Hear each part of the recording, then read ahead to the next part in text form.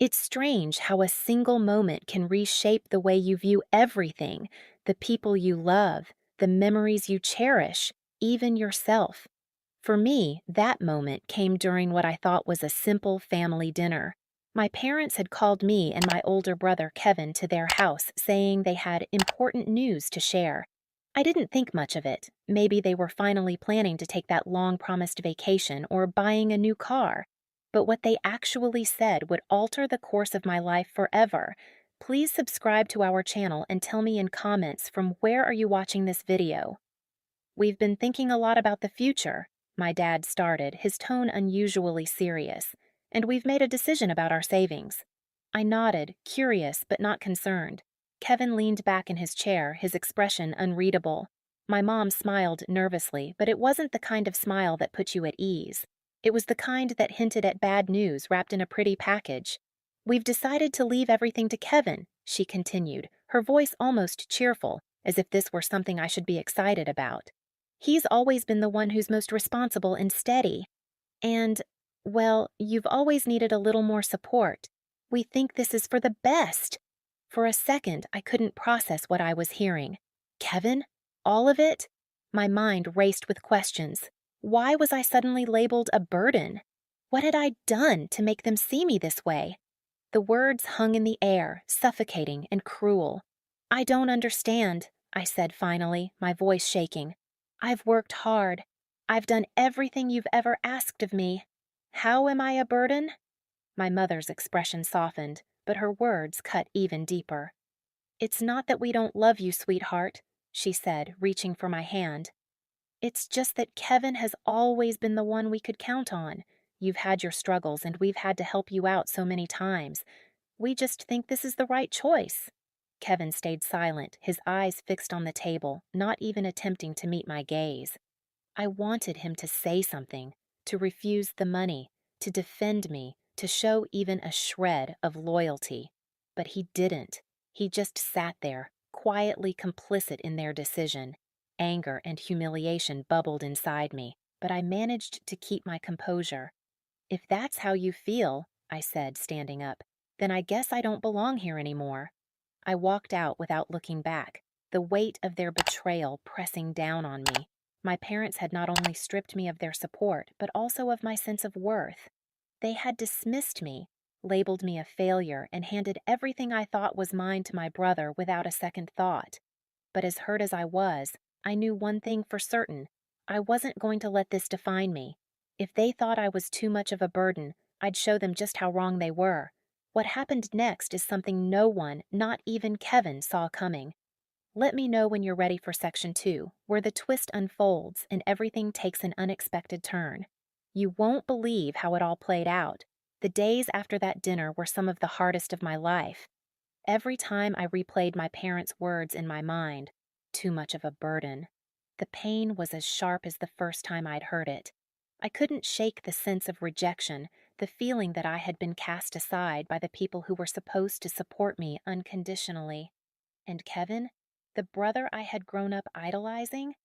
His silence during the whole ordeal stung almost as much as my parents' betrayal. I felt like an outsider in my own family, invisible and unwanted. But as the days turned into weeks, something within me shifted. The hurt was still there, but it was joined by a fire I hadn't felt before, a determination to prove them wrong. If they thought I was a burden, I'd show them just how capable I was. If they believed Kevin was the responsible one, I'd make their decision to bet everything on him look like the worst mistake of their lives. This wasn't just about money anymore. It was about reclaiming my sense of worth, about showing them, and myself, that I wasn't defined by their opinions. The first step in my plan was to take control of my finances and my future. I had always worked hard, but now I threw myself into my career with a renewed focus. I took on extra hours, picked up freelance work, and meticulously saved every penny I could.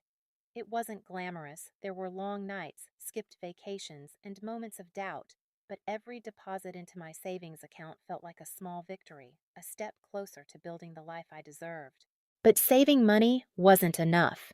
I wanted to create something that would truly set me apart, something that would make my parents regret ever underestimating me. That's when I had the idea to launch my own business. It was a risk, but I knew it was the kind of bold move that could pay off in more ways than one. After months of planning, I officially launched a small online shop specializing in personalized products. Things like custom stationery, handmade gifts, and unique home decor. It combined my passion for creativity with a growing market, and slowly but surely the business began to take off. At first, it was just a trickle of orders here and there, but as I honed my craft and built my brand, the demand grew. I poured everything into the business, learning about marketing, e-commerce, and customer service along the way. Social media became my secret weapon. I built a loyal following by sharing behind-the-scenes glimpses of my work, along with stories about resilience and perseverance that resonated with my audience. Within 2 years, my small side hustle had transformed into a thriving business. I was earning more than I ever had in my previous job, and for the first time in my life, I felt truly independent. But the financial success wasn't the only victory. With every new milestone, I felt myself letting go of the hurt and resentment that had weighed me down. My parents' decision to favor Kevin no longer defined me. In fact, it had fueled me to become someone even stronger and more self-reliant than I had ever imagined. And Kevin? While I was building my business, his life took a different path. The money my parents had given him, money they claimed would be put to responsible use, turned into a series of poor investments and ill-advised spending sprees. He bought a flashy car, took extravagant vacations, and dabbled in real estate without doing his research. By the time the dust settled, most of the money was gone, and Kevin was left scrambling to pick up the pieces. My parents, who had placed all their trust in him, were quietly panicking, though they never admitted it to me directly. The turning point came at a family gathering. I hadn't seen my parents or Kevin in months, having distanced myself to focus on my own life. But when my mother called to invite me over for dinner, her voice unusually hesitant, I decided to go. Part of me was curious.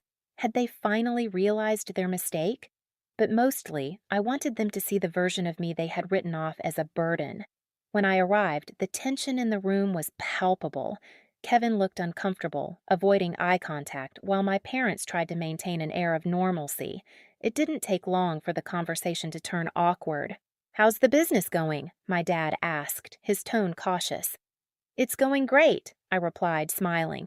"Actually, I just hit a major milestone last month. We surpassed 6 figures in revenue. It's been a lot of hard work, but it's really paid off."